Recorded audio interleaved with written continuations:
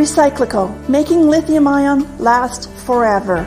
Recyclico's patented recycling process achieves up to 100% recovery of battery metals from lithium-ion batteries for electric vehicles, including cobalt, lithium, nickel, manganese, and aluminum. Recyclico Battery Materials Incorporated trades on the TSX Venture AMY, on the OTCQB AMYZF, and Frankfurt ID4. For more information, visit recyclicode.com or phone us at 778-574-4444. Recyclico, making lithium-ion last forever. You're listening to HowStreet.com radio, available online at TalkDigitalNetwork.com. Welcome to HowStreet.com radio, the online source for market opinions. Here is Jim Goddard. My guest is Rick Ackerman, editor of the newsletter Rick's Picks, his website, rickackerman.com. He's speaking to us from South Florida. Welcome back to the show. Thanks for inviting me on, Jim. It is always a pleasure. How did the markets react to the Fed not hiking rates this time around? Well, as Bloomberg put it, they went all in on the idea of, if not a pivot, certainly something that seems a little dovish. But my gut feeling is that Powell isn't done yet. You think he's going to hike again? Yeah, I do. And it really goes deeper than all the blather about inflation and wage inflation and this and that. I think that Powell really stands as he's on the ramparts, really, in a war that is being fought globally and economically against the globalists, or between the globalists and the rest of us. And the strong dollar puts them all in a bad position. You know, the only reason that we've been subjugated by Brussels is it's the free money. You know, the whole globalist enterprise was never really viable unless they had recourse to unlimited sums to buy whatever they needed to buy to implement their plan. So Powell, by forcing the dollar up, and the dollar is getting hit again today, but don't mistake that for the end of the dollar. It ain't happening. But so anyway, Powell is really kind of on the ramparts there, not saying anything about it. He can't really give away his game, that it has to do with it's a lot bigger than just fighting inflation. He's essentially cutting off the air supply of all these plotters and planners who have essentially commandeered the global economic system slowly but surely since 1913, when the Federal Reserve was established. What does that tell you about investors? What should they be doing in this kind of environment? Exactly the opposite of whatever they woke up thinking they should do this morning. You know, they should basically be getting their houses in order, cultivating vegetables that will be high in nutrition in their backyards. And because, we're going to wake up one day and the banking system will be closed for the week. And it's I've been doing some interesting reading. There's a fellow named Rogers who's out there. You can Google this. It's called The Great Taking, and he was talking about the bank holiday under Roosevelt's fire chats, and the bank holiday that supposedly saved the banking system from utter collapse in 1933. And, there's an interesting question about why the rich had to take their kids out of private school if the banks reopened. But in fact, a lot of the rich didn't have their money in the right banks, and the banks that reopened following the bank holiday were only those that were sanctioned by the Federal Reserve. So a lot of banks were allowed to fail, and the assets of the rich and the middle class and everybody else. Do you think more banking failures will show up in the new year? Well, it's funny how a few of them happened, and there was no there was not really a monetary response. There was at the level of swaps and repos, I guess, which is where it all happens, this idea that if any bank really needs the money, it's there. But there was not kind of a headline monetary response, and it was telling, really, because it was basically saying, we know, that's capital W, we know that the banking system is in jeopardy, and that these regional banks and some of the bigger banks will let them fail. I mean, it can happen, and that's still the case. It's not like the banking system is in great shape, and some people look at and think, well, the deposits are insured, but they're only insured for 1 or 2% of the notional value of their holdings. A big bank like B of A might hold $70 trillion. That's with a T, capital T, $70 trillion worth of derivatives. So you can imagine what $100 billion credit line with the Fed is worth if the FDIC has to bail out more than one and a half regional banks. So the system is egregiously underinsured, but that was all, according to this great taking, it was all part of the plan, really. So yeah, we're going to have a lot of banking problems that arise mainly from a strong dollar. Some of the commentators out there, the gurus, are talking about it's over for the dollar. I have to respectfully say they're full of hooey. The whole derivatives market and essentially all borrowing of dollars represents nothing but a short position against the dollar. And you'd have to come from a trading background, as I did, to appreciate the fact that absolute garbage can go to 100 times its the stocks where the companies are worthless, the stocks go bananas, and it's all just short squeeze. That's all. So in the same way, the dollar, which is fundamentally worthless, it's just a debt. It's an IOU.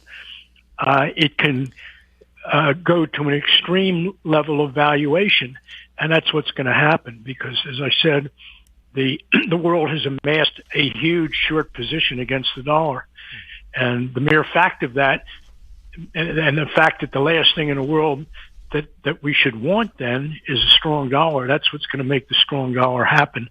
But even now, the strong dollar is putting a lot of pressure on all banking entities, on all debtors, and of course, Europe is at the head of the line as far as making it cheap to borrow money. Well, talk about a so-called worthless currency. How about Bitcoin?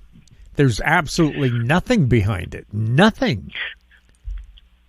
Yeah, Bitcoin is worse than worthless. It's just a stupid, idiotic lie. I've been hugely bullish on Bitcoin simply because there's no one willing to supply it into the markets, let alone short it. So Bitcoin is sort of wafting higher on an absence of supply. The demand part of it is, I guess, foolish enough to drive it, but it's mainly the lack of resistance from above. So Bitcoin, I've never heard anyone in the Bitcoin world, even the big players like Saylor, even come close to explaining why Bitcoin should be worth anything. I concede that because the blockchain itself has utility for recording transactions securely, that yes, Bitcoin should have some value, but I would say just to make Bitcoin useful in transactions, the value should be no more than, let's say $1.50 to $2.50. But at $70,000, I would say it's a tad overpriced. And, from the beginning, the whole Bitcoin story as to valuation, why should it be worth anything? The only idiotic reason given for the answer is, well, because it's scarce. But if scarcity were the only condition required for money, then, well, we'd have a lot more of it in many forms. So Bitcoin is a big hoax, and but again, I'm pretty bullish on the price movement because no supply. Bitcoin, isn't it more or less like a game of musical chairs? Like at the end, somebody wins, but everybody else lost.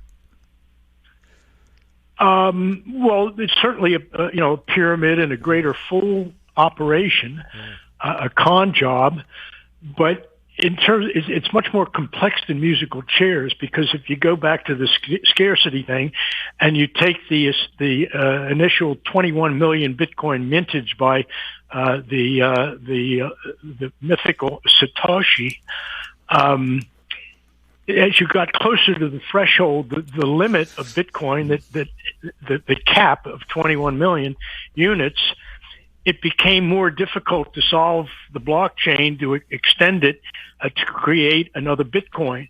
So the idea, when you get up 18, 19, 20, I don't know where we are now, 20 million Bitcoin, it takes a lot. Everybody's working on the computation. Their computers are overheating to solve the blockchain, so it takes an enormous amount of energy to create that additional, that additional Bitcoin at the margin. So it's worse than a zero-sum game. It's really depleting the world of energy. It's a waste of energy, except for the one blockchain problem solver who winds up with the prize. We'll have more with Rick Ackerman right after this. Don't miss out. Stay informed. Receive the HowStreet.com weekly recap with thought-provoking podcasts, radio, and articles delivered to your inbox. Sign up for the HowStreet.com weekly recap on our homepage at HowStreet.com. Welcome back. We're speaking with Rick Ackerman. Rick, before we went to air, we were talking about the retail system and shopping malls, and you're saying the U.S. economy relying on Black Friday to bring their balance books back every year is kind of a folly. It is kind of stupid and comical, really, that this greatest superpower, economic power on earth, each year found itself desperate for a quote-unquote Santa rally. So much of the retail revenues are booked in the holiday season that it's really true. We need a lot of shopping. Everybody's got to buy toasters and neckties and automobiles with ribbons tied around them to keep the economy running. The economy, GDP, the consumption component is like 70%. So we really need to shop till we drop. And to me, that was never really a good way to run an economy. Better we should be manufacturing things, solving problems in science like fusion energy and battery storage and things like that. But instead, we're more focused on the microwave ovens. So this year, we're apparently getting a little boost, a little turbo boost from Powell's not quite pivot the other day, but apparently the stock market is going bananas and the shoppers are out in droves, and all credit going to Powell. I was in a mall yesterday down here in South Florida where all the money still is, and they can actually operate a mall in a way they used to. It looks like the 1980s. There are actual shoppers in there, and I don't mean just in the Apple store. And there are a lot of stores that are companies that you thought went bankrupt 15 years ago. One of them being Abercrombie and Fitch. So someone's operating an Abercrombie store in the town center mall, the Boca Mall. And it's just a high-end mall. There's a Nordstrom's there. There were even shoppers at Macy's. They've got Neiman and Marcus. They've got Saks. So all the big, expensive department stores are still there, and they're healthy. So it was really like time travel back into the 80s. Well, what about all the malls who plan to be something different now? Because obviously the shoppers aren't there to support 100 little stores. Well, the malls, mostly single-story malls, are an easier conversion than a 40-story office tower in San Francisco. Even as to interior space, interior walls and things like that, and apartments not having windows.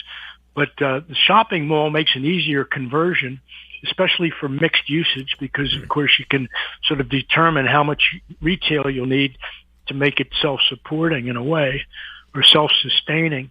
So, but the problem is there are a lot too many. There's so many malls that can be converted for that use. The question becomes, what businesses will occupy them? And the answer is we've already got enough dental offices and little, some of these outpatient clinics are filling some of the holes, but there's not enough business really being done at a brick and mortar level to fill all the malls, to do all these conversions.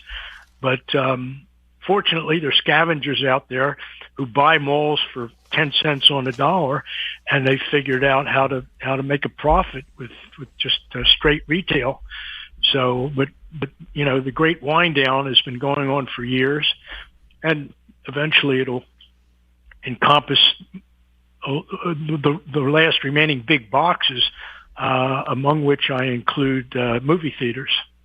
Yeah. Now, in the Vancouver area, several malls, including the largest mall in British Columbia, are being torn down.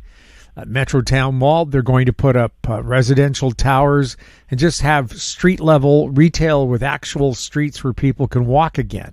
Uh-huh. When I think of those conversions, like in San Francisco, done presumably by idiots with somehow too much more money in financing than they deserve, I think, some guy buys an office building and they're going to convert it. But to sort of put it in an imaginative way that anybody can understand, when that building empties out in San Francisco at 8 a.m., everybody's on their way to, well, where? Fill in the blank. Are they on their way to jobs? Not in San Francisco. The job market is imploded there, even though some of the hucksters are out there saying, AI will bring the city back, and there's tons of jobs. But when you convert that building and you fill it with tenants, just try to imagine, well, who are they? And when they get up in the morning and they exit out the front door, where are they going? And in San Francisco, unfortunately, the answer is they're going to defecate on the sidewalk on Market Street. Oh, dear.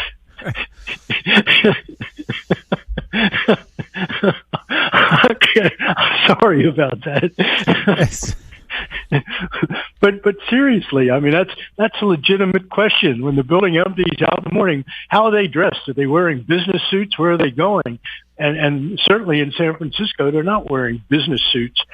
If they're lucky, they're in some consulting, some contractor job they took when Twitter let them go. Is San Francisco going to be able to come back?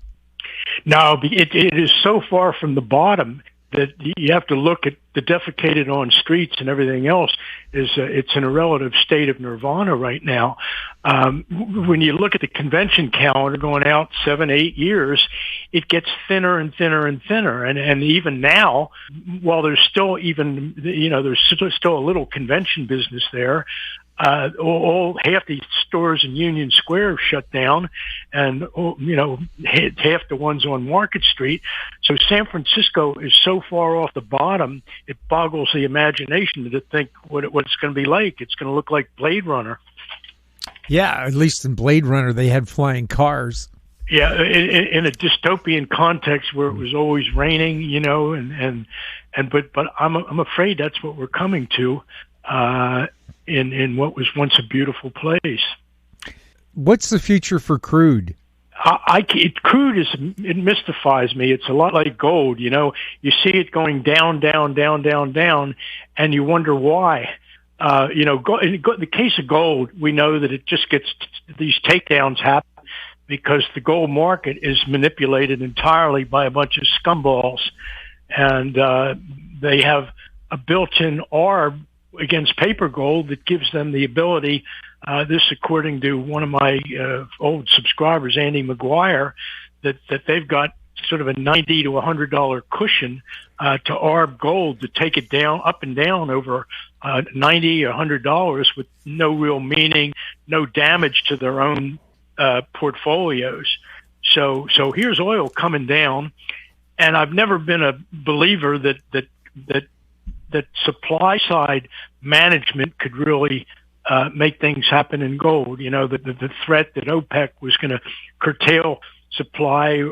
What really drives organic bull markets and energy is demand. You need the Chinese economy to be resurgent, to be, for manufacturing there to be on the upswing, but trying to keep the price of oil up just by curtailing supply in a weakening market never seemed like a winning strategy. So here we are with crude just coming down, and it's really kind of just for the swiftness of the decline in crude prices, it's kind of overshot my own logic. I'm thinking, geez, when is it going to pick a bottom here? So I don't know. I'm looking for a turn in crude, and I have something very specific to that in my my technical analysis at rickackerman.com. That for this rally in crude to be for real, it needs to. I wish I could tell you, but I've got my computer is on like a 90-second lag right now, overloaded with memory chores, I think. But so we've had this so far fledgling rally in crude, and maybe it represents an important turn, but I tend to doubt it. Now, you like to take a look at certain stocks that are bellwethers for the whole market. Apple and Microsoft, how are they going to do? Well, I used Apple as a steady bellwether, my kind of tell-all stock, the idea being that if you get Apple right, you had the market right. And I still believe that. I don't think it's rocket science. You don't have to tune in to CNBC or read Bloomberg's or the Wall Street Journal.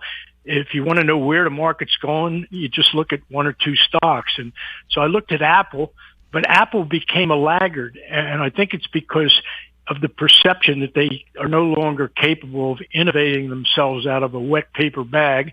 And, certainly they sell a lot of iPhones, but the sales would be very vulnerable, more than most retail goods, in a recession. So I think that's already priced into Apple, as are its well-known troubles in the China market.